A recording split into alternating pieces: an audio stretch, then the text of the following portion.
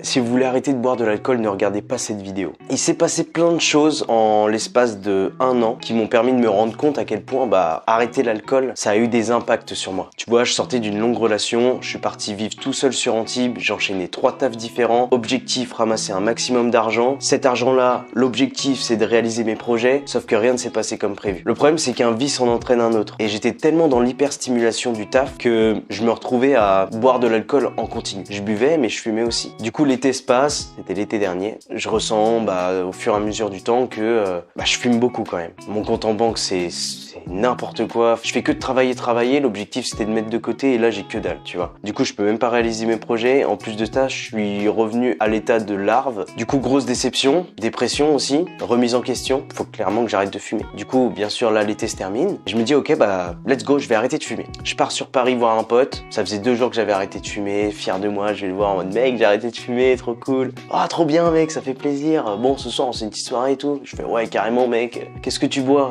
Moi, je vais prendre cocktail, tac, tac. Ok, moi aussi. Cocktail, bière. Et en fait, on fait que de boire tout en discutant. Et je me retrouve à avoir une envie incroyable de fumer, tu vois. Du coup, je sors. Je m'extirpe du moment avec mon pote, spécialement juste pour boire. Juste pour fumer, pardon. Du coup, je vais dehors. Je demande à des gens sur Paris, ouais, où est-ce que je pourrais avoir des clopes et tout dans le coin? Il y a un tabac ouvert. Non, mec, il est beaucoup trop tard. À cette heure-là, faut aller dans un bar. Je vais dans un bar. Je me retrouve à acheter un paquet à 19 balles. Ça pique. Et là, je m'en fous à ce moment-là, je suis ivre, donc je l'achète, je fume. Et le lendemain, je me suis dit, mais en fait, si j'arrête l'alcool, j'arrête de fumer automatiquement. C'est sûr, en fait, c'est logique, tu vois. J'ai juste arrêté l'alcool et j'arrête de fumer. Du coup, je me dis, ok, vas-y, let's go, j'arrête l'alcool. Et en fait, ça a jamais été aussi simple d'arrêter quelque chose. Genre, j'ai commencé à kiffer, je partais en soirée, je prenais des verres d'eau, ça me plaisait. Tu vois, le barman, il était là, ça se voyait, ça te faisait chier parce que je consommais pas. On s'en fout, tu vois.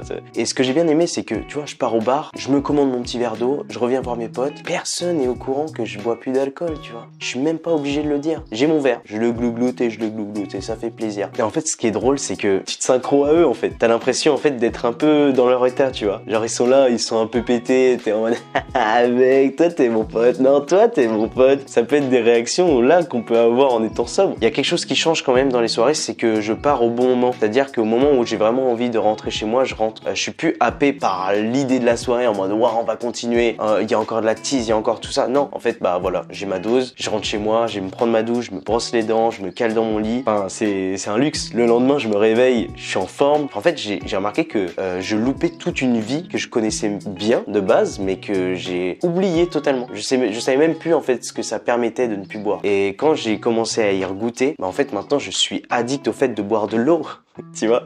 Et je suis passé quand même par une phase de colère envers ceux et celles qui prennent de l'alcool. Et en fait, rapidement, je me suis dit, mais frérot, t'étais exactement ici et t'étais enjoué de la même façon qu'eux, tu vois. Du coup, t'as même pas à leur en vouloir. Par contre, un truc que tu peux faire, c'est kiffer le fait de ne pas en boire, vivre comme t'as envie de vivre, et par le fait d'être toi-même et de kiffer ta vie, en inspirer d'autres et qui se disent, let's go, frérot, j'ai envie de le faire aussi. Moi aussi, j'ai envie d'arrêter de boire, ça fait plaisir. Maintenant, j'ai plus aucune excuse. Je suis obligé de réaliser mes projets. Je peux pas dire, ouais, mais là, je suis en lendemain de soirée, j'ai une gueule de bois. Non mais là j'ai pas de thunes. Et même les thunes c'est une dinguerie depuis que j'ai arrêté de boire et de fumer. Mais genre mon compte il est blindé. Et j'espère vraiment que ça puisse continuer. Qu'on m'éloigne du mauvais œil d'ailleurs. Pourquoi tu bois plus? Comment tu fais pour t'amuser? Je m'amuse gros. T'inquiète. Laisse-moi kiffer. Bois toi. Vas-y. Fous-toi la gueule. Fais ce que tu veux. J'en ai rien à foutre. Et moi c'était ça aussi un petit peu ma crainte quand j'avais arrêté. Je me suis dit mais ça se trouve moi j'aurais pu dire tous les mêmes délires etc. En fait tu vas juste pas dans l'excès. Tu sais quand t'arrêter. Tu sais quand tu dépasses les limites. T'as le contrôle de ta parole, de tes pensées. Tu sais gérer les conflits correctement. Tu gagnes en maturité, tu gagnes en compétences, tu sais maintenant beaucoup plus organiser,